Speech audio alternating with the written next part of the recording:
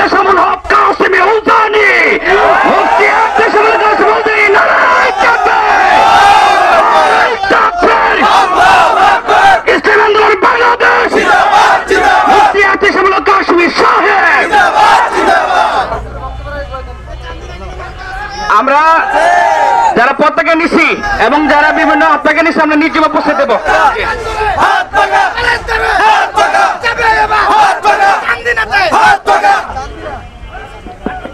আসসালামু আলাইকুম ওয়া রাহমাতুল্লাহি ওয়া বারাকাতুহু। উপস্থিত চান্দিনাবাসী, ওলামায়ে কেরাম, দিন দরদি মুসলমান ভাইয়েরা, দেশপ্রেমী ভাইয়েরা, 71 সালে দেশ স্বাধীন করা হয়েছে বৈষম্য দূর করার জন্য। আমাদের এই দেশে কাগজ এবং বিভিন্ন জিনিস তৈরি হইতো, আমাদের দেশে বেশি দামে বিক্রি হতো। এখান থেকে তৈরি করে নিয়ে পশ্চিম পাকিস্তানে বেশি দামে কম দামে বিক্রি হতো। আমাদের দেশের কোনো শিক্ষিত যুবকদেরকে পশ্চিম পাকিস্তানের লোকেরা কোনো ভালো পর্যায়ে চাকরি দিত না। এই সমস্ত জিনিস, যত প্রকারের বৈষম্য ছিল, আমাদের এই দেশের উপরে চাপিয়ে দেওয়া হতো।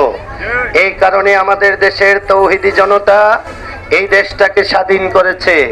স্বাধীন করার পর আজকে আবার একটা বিজয় দিবসে আমরা একত্রিত হয়েছি, অর্থাৎ 54 বছর শেষে 55 বছরে এসে আমরা দাঁড়িয়েছি। 54 বছর শেষ, 55 বছরে দাঁড়ালাম। যেই কারণে দেশটা স্বাধীন করা হয়েছিল বৈষম্য দূর করার জন্য। আপনারা বলেন, জিনিসপত্রের দাম পাকিস্তানের সাথে যেইভাবে আমরা বৈষম্য দূর করতে, আমাদের দ্রব্য মূল্য নিয়ন্ত্রণে রাখার জন্য দেশ স্বাধীন, আসলে কি আমাদের দেশে দ্রব্য মূল্যের লাগামহীন দাম এবং আমাদের দ্রব্য মূল্যের দাম কি আমাদের আয়ত্তে আছে? চাকরির জন্য আমাদের স্বাধীনতা, আমাদের দেশের যুব সমাজ, আমাদের দেশের শিক্ষিতরা ভালো ভালো পোস্টে চাকরি পেত না। আজকে 54 বছর পরে আমাদের দেশে কিছু চাকরি হয়। কাদের চাকরি হয়? কোন গরিবের চাকরি হয় না। যারা 20 লক্ষ টাকা, 50 লক্ষ টাকা ঘুষ দিতে পারে, ঘুষ বাণিজ্যের মাধ্যমে আমাদের যুব সমাজকে চাকরি দেওয়া হয়।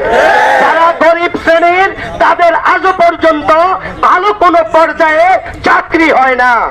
তাইলে আমাদের যেই উদ্দেশ্যে দেশটা স্বাধীন করা, আমরা কি স্বাধীনতার ফল পেলাম?